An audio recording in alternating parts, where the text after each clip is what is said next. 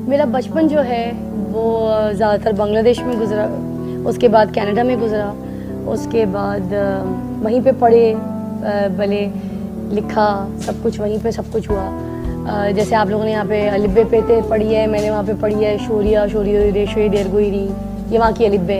यहाँ पे आप लोग पढ़ते थे जो हमारा कौमी तराना है, पाक सरजमीन शादबाद, ऐसी है जी। मैंने पढ़ा है हमार शुनार बांग्ला, अमी तुम्हारी भालोबाशी। पाकिस्तान के अंदर बहुत लोगों ने शोहरत हासिल की और आज एक बहुत ही फेमस एक्टर, पाकिस्तान का एक बड़ा चेहरा, पाकिस्तान के ड्रामा का, पाकिस्तान की मूवीज का एक बड़ा नाम जो बांग्लादेश से है, जिसका ताल्लुक बांग्लादेश से है और आज भी इनके ड्रामों में हम देखते हैं।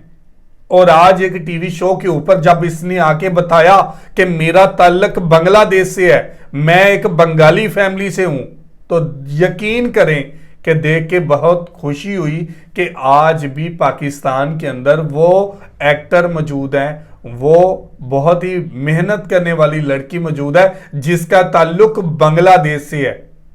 तो आज इसी हवाले से वीडियो है। वीडियो की तरफ बढ़ने से पहले आप दोस्तों से गुजारिश है, अगर आप चैनल पर नए हैं तो चैनल को सब्सक्राइब करें, साथ बने बेल आइकन को भी दबाएं ताकि आपको वीडियो का नोटिफिकेशन सबसे पहले मिलता रहे। चलें वीडियो शुरू करते हैं जी। 1 2 3। बांग्लादेश में गुजरा, उसके बाद कनाडा में गुजरा, उसके बाद वहीं पे पढ़े, भले लिखा, सब कुछ वहीं पे सब कुछ हुआ। जैसे आप लोगों ने यहाँ पे अलिब्बे पेते पढ़ी है, मैंने वहाँ पे पढ़ी है शोरिया, शोरियो, रेशो, देरगुईरी, ये वहाँ की अलिब्बे। यहाँ पे आप लोग पढ़ते थे जो हमारा कौमी तराना है, पाक सरजमीन शादबाद, ऐसी है जी। मैंने पढ़ा है हमार शुनार बांग्ला, अमी तुम्हारी भालोबाशी। अब आप पढ़े। तो उसके बाद जब मैं पाकिस्तान आई तो पाकिस्तान आके सफ़र यूँ चला के शोबिस में आने का शौक़ वॉक नहीं था, टैलेंट बहुत था। रज़ाई के अंदर कभी रेखा बनती थी, कभी अमिताभ बच्चन, हाँ ठीक है, अमिताभ बच्चन बनती थी, कभी उस्मा गिलानी जी बनती थी, ये सारी कहानियाँ करती थी। और उसके बाद मेरी कहानी है, तुम्हारी कहानी नहीं है। अच्छा, उसके बाद फिर कुछ ऐसा सफ़र ऐसा शुरू हुआ कि मैं सीवीयू पे जाती थी खेलने के लिए क्रिकेट, इस उम्र से ही जाती थी खेलने के लिए। मगर जब पाकिस्तान आए तो सीवीयू पे हम लोग क्रिकेट खेलने के लिए जाते थे। वहाँ पे मुझे मिले जावेद फाजिल साहब, हमारी इंडस्ट्री का बहुत बड़ा नाम, जिन्होंने बड़ी बड़ी फिल्में बनाई हैं, बड़ी बड़ी सीनियर एक्ट्रेसेस को चपाया, अब आ गए जी, हाँ, तो बड़ी बड़ी सीनियर एक्ट्रेसेस को लॉन्च किया। तो मुझे वहाँ मिले, बड़ी सेलिब्रिटीज़ के साथ वहाँ पे शूट कर रहे थे। तो मेरी विकटें लगी नहीं थी, उन्होंने कहा ये विकटें हटाओ यहाँ से, हमने शूट करनी है। तो उन्होंने कहा ऐसे नहीं हो सकता। उन्हें विकटें, वो गुस्से वाले, उन्होंने विकटें उठाई फेंक दी, मैंने मट्टी उठाई उन पर फेंक दी। फिर मैं भागी, वो मेरे पीछे भागे, वो अपनी शूट भूल गए, मैं अपना खेल भूल गई, तो गेम ही ख़राब हो गया था, छोटी थी मगर मैं। फिर उसके बाद हम चल सो चल भाग गए, कोई दिमाग में भी नहीं। 6 महीने के बाद एक बहुत बड़ा नाम है नबील हाउस, वहाँ पे मैं अपना हेड वॉश कराती थी, मेरे बाल घुटने तक लंबे होते थे, तो वहाँ पे मैं बाल वॉश करा रही थी। जनाब मुझे सामने मिल गए, किसी मॉडल का मेकअप चल रहा था उनका, वो करवा रहे। मुझे आगे बोलते हैं जरा वही है ना जिसने मेरे मुँह पर मट्टी फेंकी थी। मैंने कहा जी। अम्मी बैठी हुई थी सामने, अम्मी से जाके उन्होंने डायरेक्ट बात की कि इसने शोबिस में काम करना है। तो बात ख़त्म हो गई, कहानी ख़त्म, पैसा आज़म हो गया। उसके बाद एक कामन खान साहब होते हैं जो बहुत बड़ा गेम शो होस्ट करते हैं, फाद मुस्तफ़ा के साथ बड़े इदारे के साथ अभी काम कर रहे हैं। तो उन्होंने मुझे एक वीडियो ऑफर किया। मैंने कहा नहीं जी, मुझे तो इजाज़त ही नहीं है वीडियो करने की, ये करने की, वो करने की। मेरे चाचा की एजेंसी थी।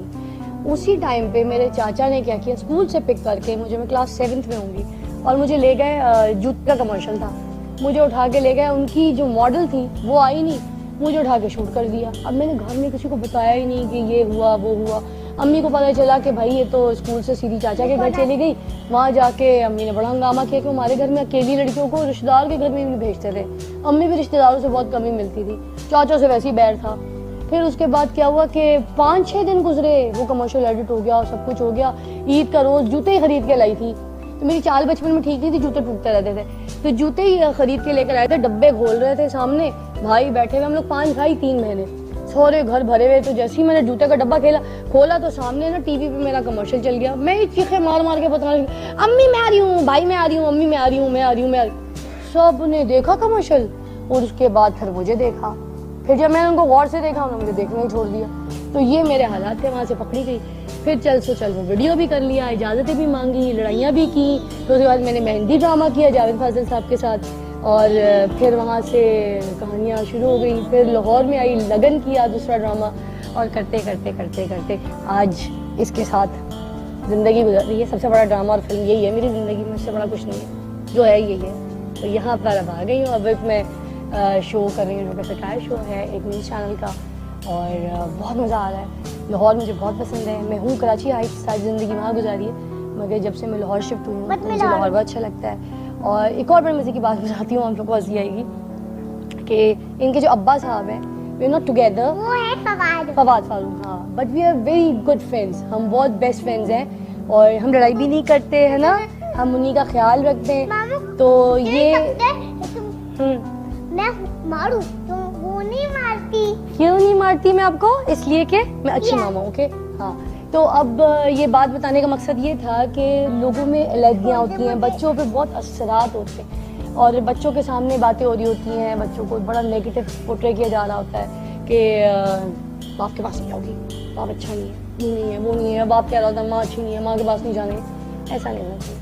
अगर आप लोगों ने कोई ऐसा रास्ता अख्तियार भी किया है तो बच्चों की सोच जो है ना वो दिमाग में रखनी ज़रूरी है कि आपके बच्चे आपको आगे चल के इज़्ज़त से देखें, इज़्ज़त की नज़र से देखें, और बच्चों के लिए आपको बहुत सारे कॉम्प्रोमाइज़ करने पड़ते हैं। तो खैर we are still good friends, और हम लोग बच्चों के जो है बारे मतलब अगर हमने बेटी के बारे में नहीं सोचा होता तो आज हम एक दूसरे के भी दुश्मन होते। तो जितने लोग अलहदा होते भी हैं उनको बच्चों के बारे में सोचना चाहिए। That's the message. तो जी व्यूवर, ये थी वीडियो, और आपने देखा कि किस तरह इनका ताल्लुक भी बांग्लादेश से है, बांग्लादेश से इनका ताल्लुक रहा है, और पाकिस्तान की ये बहुत बड़ी एक्टर है।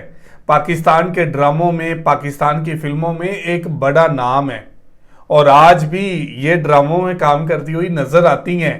जब हमें पता चला कि इनका ताल्लुक भी बांग्लादेश से है तो यकीन जाने बहुत ही ज्यादा खुशी हुई ये जानकर कि आज भी वो लोग पाकिस्तान में मौजूद हैं जिनका ताल्लुक बांग्लादेश से है।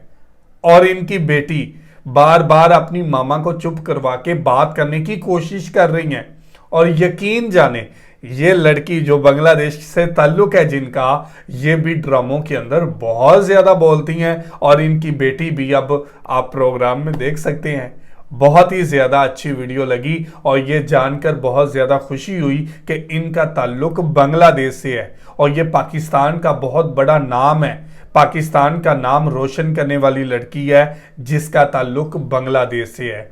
तो ये थी आज की वीडियो। आप इस वीडियो के बारे में क्या कहना चाहते हैं जरूर कमेंट करके हमें बताइएगा। बहुत शुक्रिया।